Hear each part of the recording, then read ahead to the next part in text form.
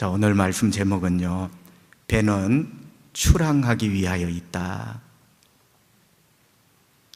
여러분, 어떤 사람이, 어떤 공장이 배를 만들었는데 항구에 정박시켜 놓기 위하여 천년이고 만년이고 항구에 묶어두기 위하여 배 만드는 사람 아무도 없습니다. 배는 항해를 위하여, 출항을 위하여 만들고 배는 항해를 위하여 존재하는 겁니다. 제가 어떤 책을 읽어보니 노벨상을 받은 분의 특징 소주제가 그래요. 여러분, 노벨상을 받은 분들을 여러 사람을 조사를 하고 연구를 했는데요, 특징이 있더라고요. 알아요? 여러분, 퍼뜩 떠오르는 생각, 목사님, IQ가 좋겠지요? 그렇게 IQ 좋은 여러분은 상도 하나 못 받고 뭐 했는데? IQ 좋은 거는 그거는 기본이고요. 근데 이분들의 특징이 뭐냐면 질문을 그렇게 많이 하더래요. 여러분, 이거는 조금 이상한 쪽으로 가는데요, 우리나라 교육은 답을 찾는 교육입니다. 1번부터 5번까지 중에 답이 어느 그게 여기에 자꾸 익숙해지고 이런 연습을 해요. 답을 찾는 공부. 그런데 여러분, 서구의 공부는요, 특별히 이스라엘, 유대인, 서구, 질문을 하는 공부입니다. 질문을 하게 만들어요. 그리고 우리 아이들처럼 답이 뭔가 정확하게 찍지는 못하지만 질문을 많이 하면서 결국 후반전에는 이게 역전이 돼요. 여러분, 질문이라는 것은 창의성이 발휘됩니다. 그렇죠? 창의성이 있어야 문명이 발전이 있죠. 어찌되든 질문을 많이 한대요. 예를 들면 아인슈타인 같은 사람 1시간 동안 공부를 하는데 뭔가 공부를 하겠죠. 근데 그 1시간의 90%를 답을 찾는 데 쓰는 게 아니고 질문을 90%를 한대요. 그러니까 1시간의 90%를 질문하는 데 보낸대. 이게 맞는가? 이게 맞지 않다면 뭐가 맞을까? 이게 아닌 것 같은데 이게 아니면 또 뭐를 해야 되지? 여러분, 이 질문을 하고 또 질문에 또 질문을 하죠. 자, 이렇게 90%를 보냅니다. 그러면 마지막에 근본적인 딱 한 방의 질문이 남게 되겠죠. 자, 질문을 합니다. 그 질문에 또 질문을 합니다. 그러면서 다 추려내면 마지막에 딱 하나 남는 근본적인 질문 한 방. 이 질문의 답을 찾으면 그게 연구 과제의 해답이 되는 거죠. 모든 사람이 놀랄 만한 그런 논문이 나오게 되는 거죠. 여러분, 아인슈타인이 이런 말을 합니다. 올바른 질문에 해답이 있다. 여러분, 이게 과학 문제가 아니고 우리 인생도 그렇고 교회도 그래요. 질문을 던져보세요. 나는 하나님 누구입니까? 주님, 저는 어떻게 살아야 됩니까? 올바른 질문에 인생의 해답이 있습니다. 여러분, 죄송합니다. 어쩌면 저와 여러분이 한정신이 나간처럼 멍하게 인생을 살아간다면 혹시 질문을 잊고 살아가는 사람은 아닙니까? 내가 누구인지, 내가 어떻게 살아야 되는지 질문을 던져본 적이 수년 전이야. 여러분, 인생이 무기력할 수밖에 없죠. 오늘 우리가 던져야 될 근본적인 질문은 교회에 대한 겁니다. 첫 번째 질문은 교회란 무엇인가? 두 번째 질문은 교회는 이 땅에서 무엇을 해야만 되는가? 여러분, 교회는 무엇입니까? 우리가 예배를 드리고 있는 이 공간은 교회가 아니라 예배당입니다. 집당자를 써줘, 그죠? 예배당. 건물의 의미죠. 교회는 바로 저와 여러분, 사람의 모임이 교회입니다.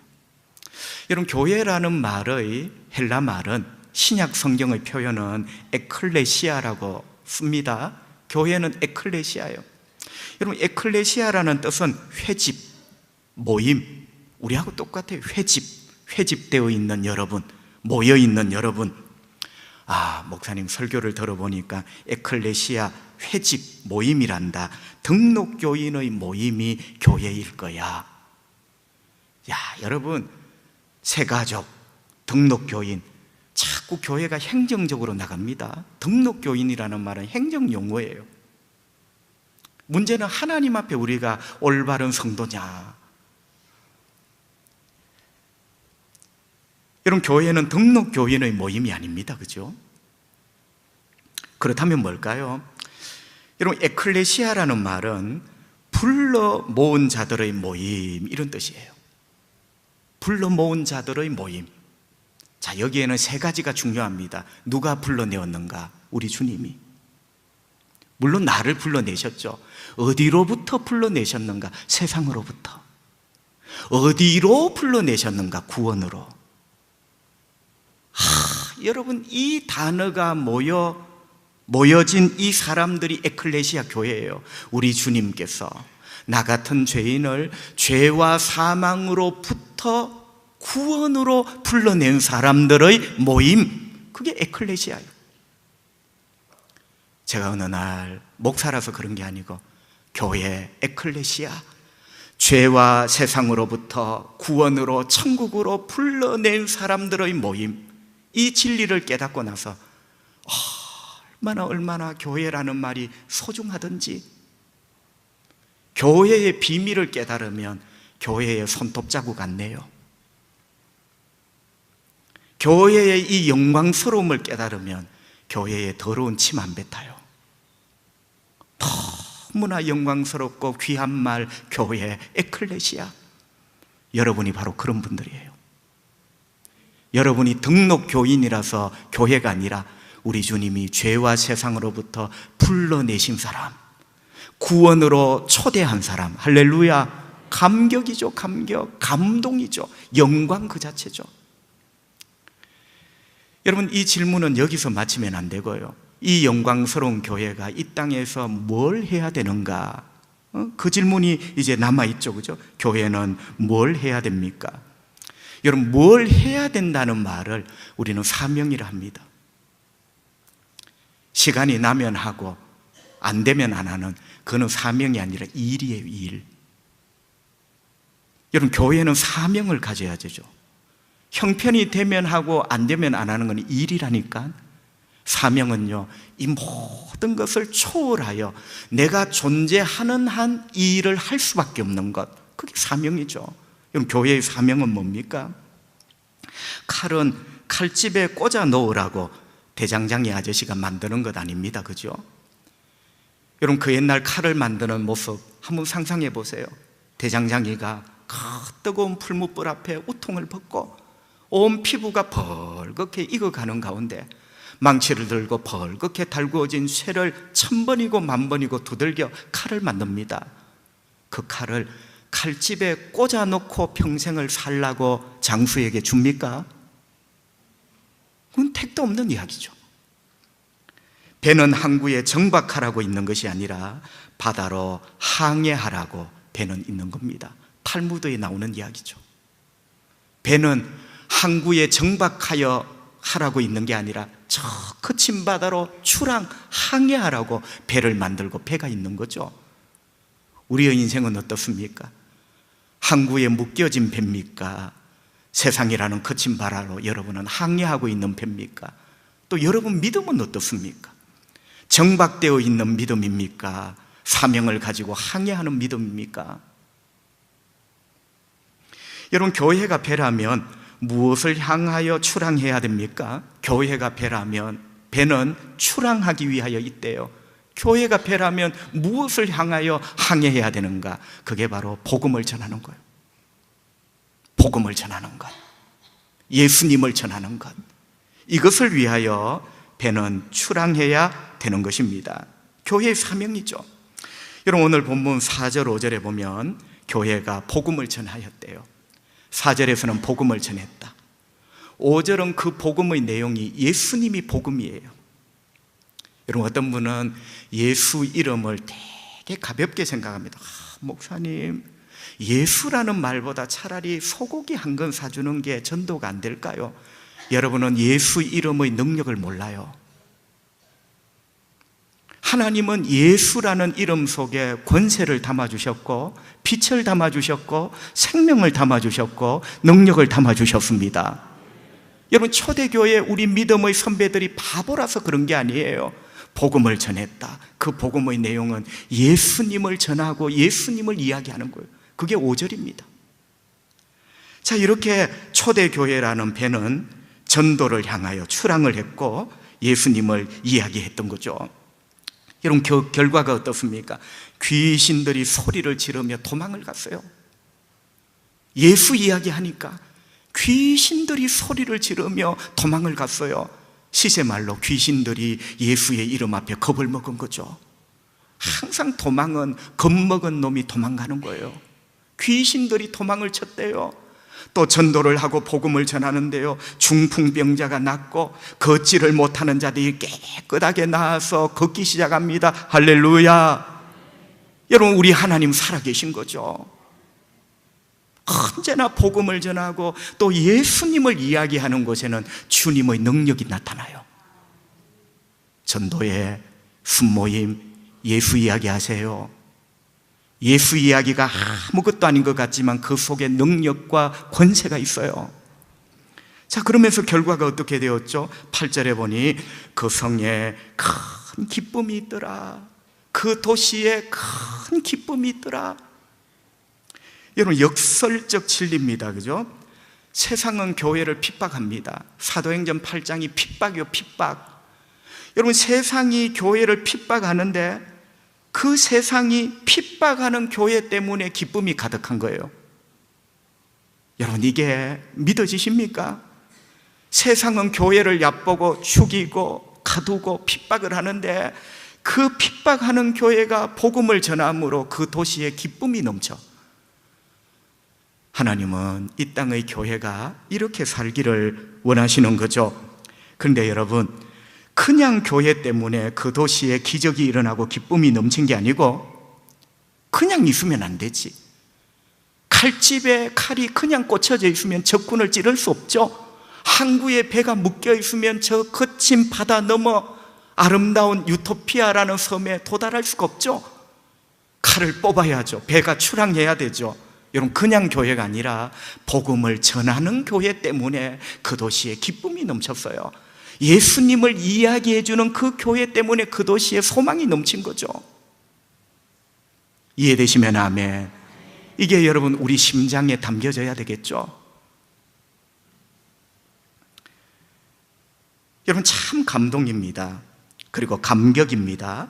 감동이고 감격인 이유가 예수 전하니 귀신이 도망가고 예수 전하니 병자들이 벌떡벌떡 일어나고 이래서 제가 감동이다 이렇게 말하는 게 아니고요, 여러분, 교회가 어떤 상황 속에서도 전도의 항해를 멈추지 않았던 것, 되면 하고 안 되면 안 하고, 그건 사명이 아니고 일이에요.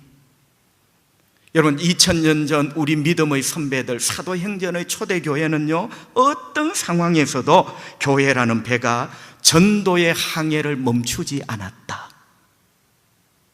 한 번도 항구에 유람선처럼 정박해져 있는 적이 없어요.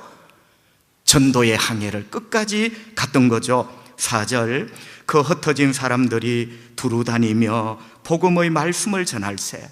흩어진 사람. 여러분, 여기 흩어진 사람은 도대체 누구를 가리킬까요? 자, 우리 교회도 전도팀이 있습니다. 모입시다. 목사님 한번 기도하고 흩어져 전도합시다. 흩어진 사람입니까? 여러분, 절대로 그런 흩어진 사람이 아니에요. 여기 흩어진 사람은 이제 목사님 기도하고 흩어져 전도합시다 이 사람이 아니고 1절에 보면 힌트가 있어요. 여러분, 1절에 보면 교회에 큰 박해가 임합니다. 여러분, 1절을 보세요. 8장 1절, 큰 박해. 바다로 말하면 큰 풍랑이 교회를 덮친 거예요. 여러분, 그 박해가 얼마나 큰지, 그 박해를 인하여 스데반 집사님이 돌에 맞아 죽잖아요. 그러니까 그 7장 말미와 8장이 이어져요. 스데반 집사님이 돌에 맞아 피 흘려 죽는 것이 끝이 아니라 수많은 하나님의 백성들이 잡혀가고 투옥이 됩니다. 1절 그대로 큰 박해가 교회에 밀어닥칩니다. 여러분, 이 박해를 피하여 교회가 흩어지는 거죠. 흩어지는 거죠. 그래서 4절에 등장하는 흩어진 사람이 바로 이 사람이에요. 박해를 피하여 흩어지는 사람, 요즘으로 말하면 피난민입니다. 피난민. 여러분, 내가 목숨을 부지해야 주님을 위하여 또 살지 않겠습니까? 큰 박해를 피하여 피난하는 그 교회, 그 교회가 여러분 놀라운 게 뭐죠? 피난하면서도 이 박해의 피비린내가 코를 이렇게 자극하며 피난길 가운데서도 여러분, 이 교회는 교회란 무엇인가? 교회란 무엇을 해야 되는가? 사명을 잊지 않았던 거죠. 여러분, 이게 감동이라는 거예요.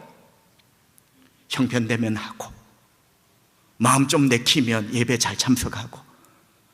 여러분, 시간은 나서 예배를 드리는 게 아니라 시간을 내어서 예배 드려야 되죠. 하나님께서도 생각이 나면 우리에게 은혜 주시면 우리 모두가 거짓골 아니겠습니까? 어떻게 하나님을 그렇게 가볍게 생각하시나요? 오늘은 시간이 나서 왔습니다. 시간을 내셔서 오셔야죠. 여러분, 교회는 사명이 바로 이런 거예요. 큰 박해의 풍랑을 만났는데 그 박해의 풍랑 속에 이 목숨이 뭐라고 피난하면서도 교회는 무엇을 해야 되는가? 전도를 한 거예요. 여러분, 대단하지 않습니까? 이 흩어진 사람, 헬라말로 디아스포라라 하죠. 유대인들은 지금도 그렇게 부릅니다. 온 세계에 흩어져 있는 사람, 디아스포라. 그런데 여러분, 디아스포라라는 이 헬라 말은요, 흩어진 사람이라는 뜻도 되지만 흩어진 씨앗. 여러분, 꽃이 나중에 지면서 열매를 이렇게 맺습니다. 이 열매가 어떻게 흩어집니까? 어떤 꽃은 바람이 탁 터뜨리죠. 흩어지죠. 디아스포라. 또 민들레 같은 것은 탁 날개를 달고 바람에 저 멀리 흩어집니다. 그게 디아스포라예요. 민들레 홀씨죠. 여러분, 교회에 큰 박해와 시련의 바람이 불었는데요, 하지만 교회는 민들레 홀씨가 되어 박해의 바람을 타고, 이게 멋있는 거예요. 내 한 목숨이 중요한 게 아니라 박해의 바람을 타고 교회는 민들레 홀씨가 되어 그쪽에 복음의 씨를 또 뿌린 거죠. 여러분, 이게 사명 아닐까요? 고린도전서 9장 14절 우리 주님이 이렇게 말씀합니다. 이와 같이 주께서도 복음 전하는 자들이 복음으로 말미암아 살리라. 얘들아, 너희들은 복음으로 말미암아 살거라 명하셨느니라. 여러분, 이 말씀을 들으며 퍼뜩 떠오르는 또 성경 한 구절이 있습니다. 의인은 믿음으로 말미암아 살리라. 그런데 여러분, 우리는 그것만 알아요. 그런데 성경에 보면 하나님께서 하나님 백성에게 이것으로 말미암아 살거라. 말미암아라는 것은 너의 삶의 존재 이유가 되라는 거예요. 하나는 믿음으로 말미암아, 또 하나는 방금 전 고린도전서 9장 복음으로 말미암아 살거라. 여러분, 우리가 이걸 회복해야 돼요. 믿음으로 말미암아, 왜 믿음은 잘 믿는다 하죠? 구원받으니까. 그런데 복음으로 말미암아 살거라, 하나님이 교회에게 주신 명령이에요. 복음으로 말미암아 살거라. 교회의 존재 이유 복음, 전도의 모임 이유 원래가 아니라 복음. 사람을 살리기 위하여 행정이 필요한 거예요. 사람을 살리기 위하여 재정 결산이 필요한 거예요. 교회를 유람선 만들지 마십시오. 교회는 전투함입니다. 언제나 전투 준비가 돼야 돼요. 여러분, 지금 대한민국, 우리 조국과 대한민국 교회는 큰 시련의 파도를 만났습니다. 목사님, 뭐 전쟁이 일어났습니까? 누가 잡혀가서 참수를 당했습니까?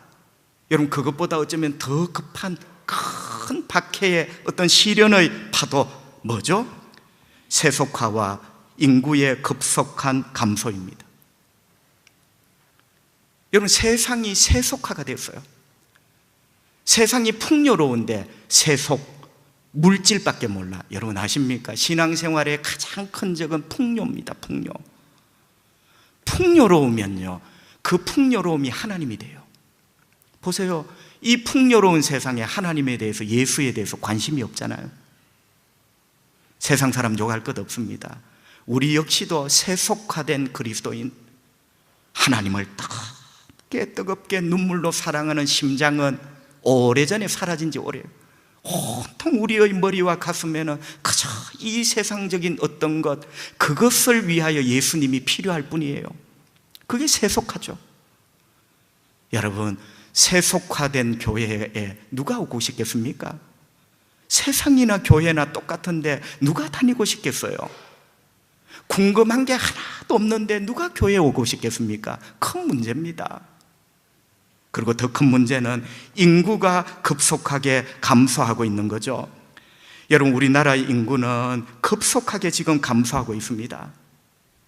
결국 여러분, 조국 대한민국의 인구 감소는 교회의 성도 감소로 연결이 되죠. 이거는요, 보통 시련이 지금 아닙니다.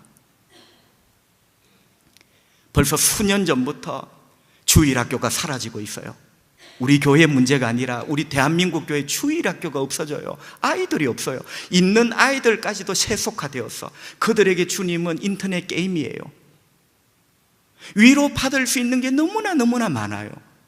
진짜 천국이 아니라 인터넷 가상세계 속에 얼마든지 천국이 있어요. 아이들까지 세속화되었어요. 그나마 아이들이 적어요. 청년들이 줄어갑니다. 여러분, 교회마다 전도가 안 되니 자꾸 교회의 성도들이 노령화되고 그분들이 천국 가시고 나면 그 자리는 비게 되는, 여러분, 이게 보통 문제입니까? 그런데도 교회는 정신줄을 놓고 있습니다. 이 상황에 대해서 막 몸부림치는 모습이 거의 없어요. 이게 얼마나 큰 문제인지도 모르고 있는 거죠, 그죠? 여러분, 이런 글이 있어요. 북한의 핵폭탄보다 더 무서운 게 저출산 시한폭탄이다. 핵폭탄은 누군가가 버튼을 누르고 비밀번호를 입력해야 그 로켓이 발사가 됩니다. 그런데 시한폭탄이라는 것은요, 시간만 되면 터지는 거예요. 저출산은 시한폭탄입니다. 딱 때가 되면 이 나라가 끝이 나는 거죠. 여러분, 아이를 낳지 않으면 결국 나라가 없어집니다. 교회가 새 가족을 낳지 않으면 교회가 없어지죠. 제가 너무나 마음이 아파 기도하는 마음으로 지난 몇 주간 우리나라의 인구 문제에 대해서 이런저런 신문, 뉴스, 이런 자료들을 스크랩을 해봤습니다. 여러분에게 한 4가지를 말씀을 드리려고 하는데, 이거는 여러분에게 겁을 주는 게 아니라 이렇게 우리 상황이 심각하다, 우리 모두 엎드려야 된다, 눈물로 하나님 앞에 뒹굴어야 된다, 이걸 지금 말씀하고 싶은 거예요. 여러분, 먼저는요, UN 인구기금이라는 기구가 있습니다. 이 UN 인구기금에서 2017년도 이 세계 모든 나라 인구 현황을 발표를 했어요. 2017년은 작년이죠, 그죠? 198개 나라의 인구 현황을 발표를 했는데, 여러분, 198개 나라 가운데 출산율이 가장 낮은 나라 대한민국이에요. 나는 너무너무 충격을 받았습니다. 198개 나라 가운데 우리가 198등이에요. 아이를 안 낳는 거죠. 아이를 키우기가 힘들다. 힘이 안 들면 낳는 게 아이입니까? 여러분, 부모는 사명입니다. 가정이 아니라 국가를 생각하고 교회를 생각해야 돼요. 여러분, 그게 벌써 세속적인 생각이죠. 힘이 들면 안 낳고 힘이 안 들면 낳는 게 아입니까? 여러분, 우리나라 지금 어른들이, 부모들이, 청년들이 이런 생각에 사로잡혀 있는 거죠. 좀처럼 이 생각을 깨워줄 어떤 선각자가 없어요. 정치인도 여러분 안 그래요? 겨우 아이 하나 낳으면 10만 원 줄게요. 여러분, 그걸로 아이를 낳을 수 있다면 그게 말이 안 되는 이야기잖아요.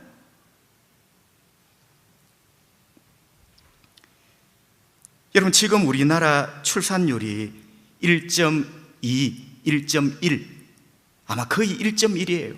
1.1이라는 것은 거의 한 명 낳는다는 거죠. 여러분, 1.3이 초저출산율입니다. 적어도 1.4는 돼야 나라가 유지가 돼요. 자, 여러분, 이게 무슨 말이냐면, 지금 우리나라 인구가 100명이잖아요. 그러면 출산율이 1.3이 돼야, 그 정도쯤 돼야 100년 뒤에도 우리나라 인구가 100명으로 유지가 된다는 말이에요. 그런데 보고에 의하면 우리 조국 대한민국이 올 연말 내년 초가 되면 출산율이 0점대로 세계 유일무이하게 0.9대로 떨어질 거다. 이거는요, 핵폭탄이 문제가 아니라, 자, 여러분, 어떤 사회학자가 연구를 해서요, 출산율이 1도 안 될 때, 0.9가 될 때, 자, 가만히 우리는 살아갈 수 있습니다.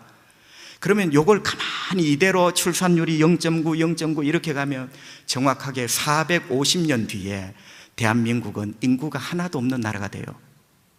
여러분, 이거는 수학입니다, 수학. 지금 우리나라가 450년 뒤에 가면요, 외적의 침입이 아니라 인구가 하나도 없는 나라가 되는 거예요. 그리고 또 얼마 전 지난달 같습니다. 여러분, 정부에서 통계청에서 통계를 내었는데요, 출생신고보다 사망신고가 더 많은 달, 이제 우리나라가 그렇게 됐어요. 출생신고보다 사망신고가 더 많은 달, 이제 시작이 되었어요. 여러분, 참 서글프고 마음이 너무너무 아파요. 마음이 너무너무 아파요. 국민이 있어야 나라가 있고, 국민이 있어야 전도할 교인이 있는 거예요. 여러분, 또 하나는요, 30년 뒤에는 전국에 85개 시, 군, 구, 무슨 군, 주로 전라남북도, 충청남북도, 경상남도, 지리산 부근 85개가 30년 뒤에 되면 싹 없어진대요. 무슨 군이 없어진대. 왜? 인구가 없거든. 요 시점으로 가면 30년 뒤에는 그 동네, 그 군에는 사람이 하나도 안 살아요. 이게 지금 우리나라의 실정입니다. 여러분, 그런 농촌에 교회가 있겠습니까? 인구가 없는 교회에 88개 시군 구의 교회가 있겠습니까? 그 교회 다 문 닫는 거예요. 성도 여러분, 저출산의 시한폭탄이 우리나라에 떨어졌고 한국교회에 떨어졌습니다. 앞서 말씀드린 것처럼 주일학교가 사라지고 있고 청년들이 줄어가고 있고 교회 안에 들어오는 수보다 교회를 떠나고 나가는 수가 더 많아졌습니다. 여러분, 우리 초량교회는 이대로 가면 몇 년 동안 버틸 수 있을까요? 그냥 이상한 이야기지만 우리 초량교회 지금 출산율은 1.3입니다. 이대로 가면 그냥 1.3은 100명은 유지해요. 근데 여러분, 우리가 좀 더 열심히 생산을 하지 않으면, 우리가 좀 더 열심히 새 생명을 잉태하여 낳지 않으면 언젠가 주님 다시 오는 그날 우리 초량교회 예배당 뒷문을 열 때 예배하는 자가 하나도 없는 빈 공간으로 우리 주님이 보시게 되겠죠. 여러분, 이거는 굉장히 절박한 문제입니다. 여러분, 우리가 이런 위기를 자각하고 힘을 써야 됩니다. 여러분, 첫 번째 자각은요, 교회는 유람선이 아니라 아까 말씀드린 것처럼 전투함이고 구조선이라는 걸 아셔야 돼요. 교회 안에서 재밌게 노는 분 오해는 하지 마세요. 여러분, 교회는 재미가 아니잖아요. 물론 교회는 재미는 있어야 되죠. 물론 말은 주제는 다르지만, 그런데 여러분, 많은 교회들이 정신을 차리지 못하고 어떻게 하든지 성도가 재미있는 어떤 욕구를 채워주는 재미있는 프로그램, 여러분, 결국 교회가요 백화점이 된 거예요. 어떤 불신자가 교회를 향하여 지적하는 꼬집는 말이 있어요. 교회와 백화점이 다른 게 뭐가 있는가? 손님을 호객하고, 우리 교회는 이런 제품이 있으니까 이거 좋다고, 그들의 눈에는 호객 행위하는 백화점으로 온 교회가 보이는 거예요. 성도 여러분, 유람선은 재미만 있으면 됩니다. 멋진 와인, 멋진 샴페인, 신나는 어떤 오케스트라, 이런 밴드 연주, 그게 유람선 교회예요. 그러나 전투하면요 긴장을 해야 되죠. 구조하면 긴장을 해야 되겠죠. 죄와 세상과 싸우고 빠져 죽어가는 사람을 건지는, 여러분, 교회는 유람선이 아니라 전투함이고 구조선이다. 여러분, 죄송합니다. 제가 누구를 험담하려는 게 아닙니다. 이렇게 심각하고 조국의 인구 폭탄이 떨어지고 교회마다 지금 줄어가고 있고 전도가 안 되는 이런 상황 속에 교회는 여전히 유람선이에요. 목사님과 장로님이 만나 샴페인을 터뜨리고 와인잔을 부딪히고, 여러분 생각이 없는 거죠. 지금 이 상황이 어떤 상황인지 전혀 절박함이 없는 거죠. 성도 여러분, 절박함을 가지세요.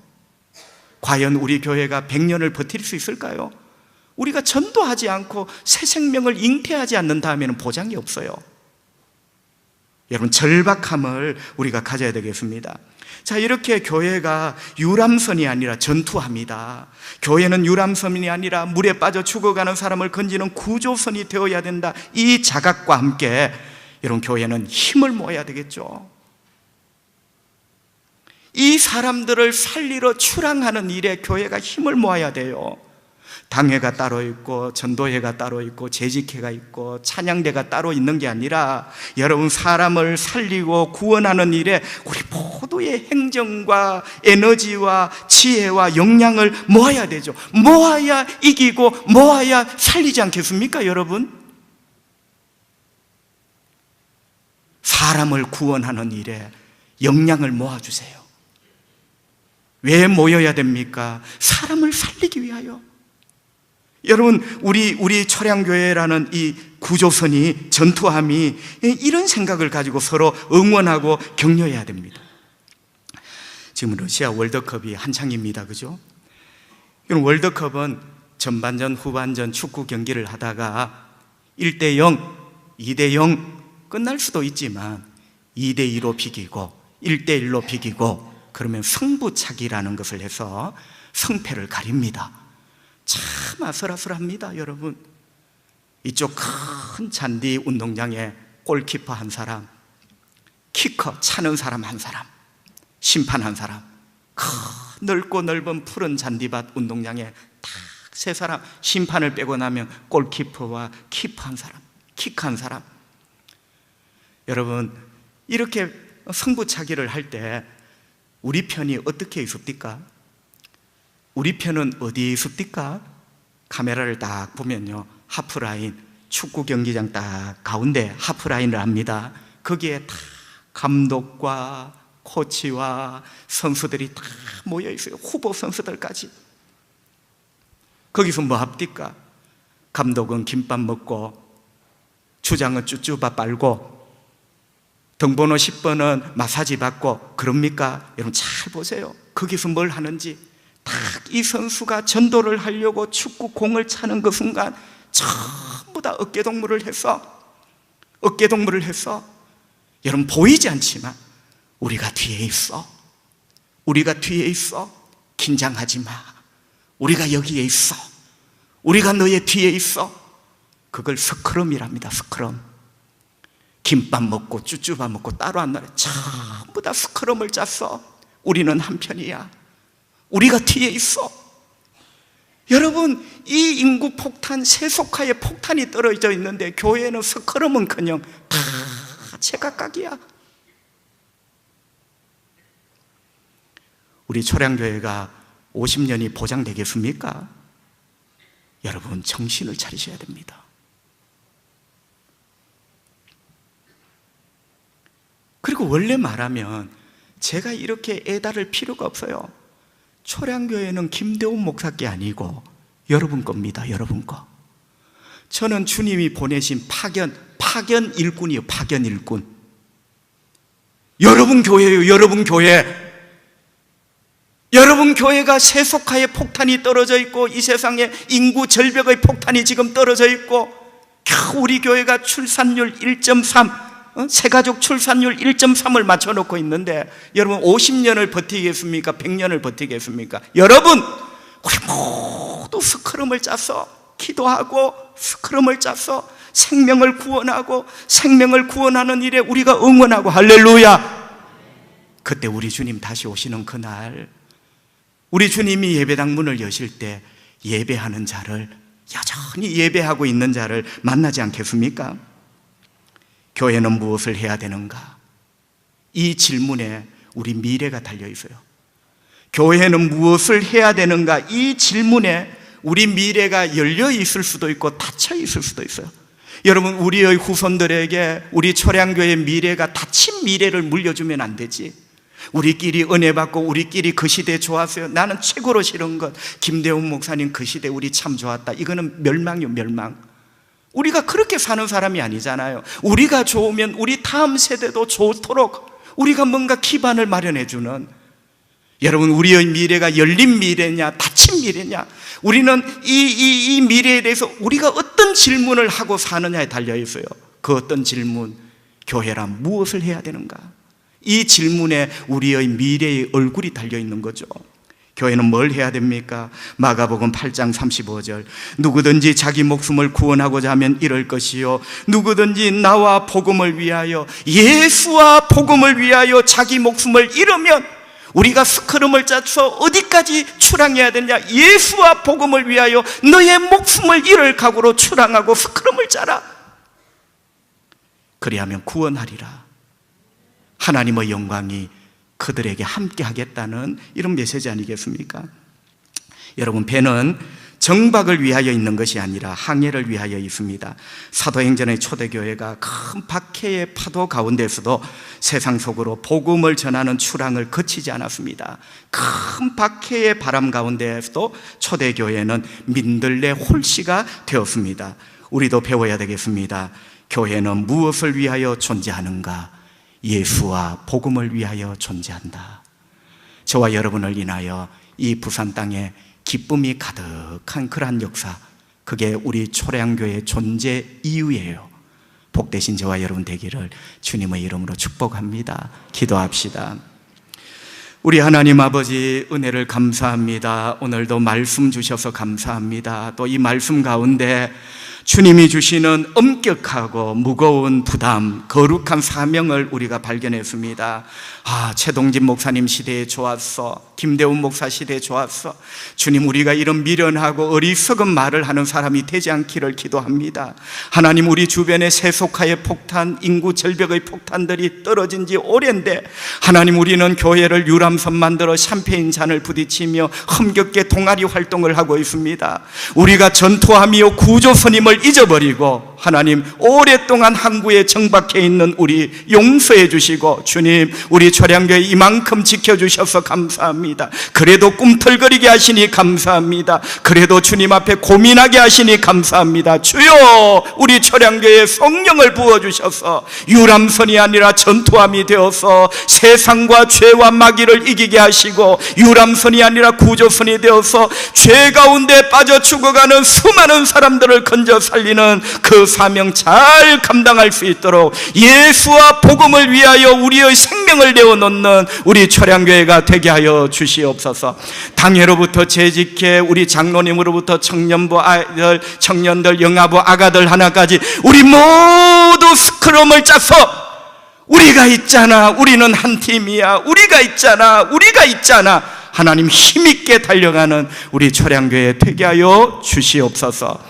그 언젠가는 모르겠지만 우리 주님 다시 오시는 그날 초량교회 뒷문을 열었을 때, 그날도 여전히 예배하는 자들이 주님 눈에 띄게 하여 주시옵소서. 그날도 여전히 우리의 대를 이어 예배하고 주님을 찬양하는 자들이 주님 눈에 발견되게 하여 주시옵소서. 아멘으로 눈을 뜨기 전에 병든 자를 고쳐주시고, 주님 얼마나 아프고 얼마나 서글프고 얼마나 때로 절망이 밀려오겠습니까? 불쌍히 여겨주십시오. 그 병의 뿌리까지 우리 예수님 깨끗하게 고쳐주십시오. 이 시간 성령의 치료하는 물로 임하셔서 불태워 주시옵소서. 우리를 덮고 있는 절망과 우울함의 먹구름들, 능력의 주님, 그 능력의 손으로 깨끗하게 걷어내시옵소서. 알 수 없는 기쁨이 내 심장을 뛰게 하시고, 이 시간 위로부터 임하는 알 수 없는 기쁨이 내 온 속에 넘치게 하여 주시옵소서. 예수님 거룩하신 이름으로 기도합니다. 아멘.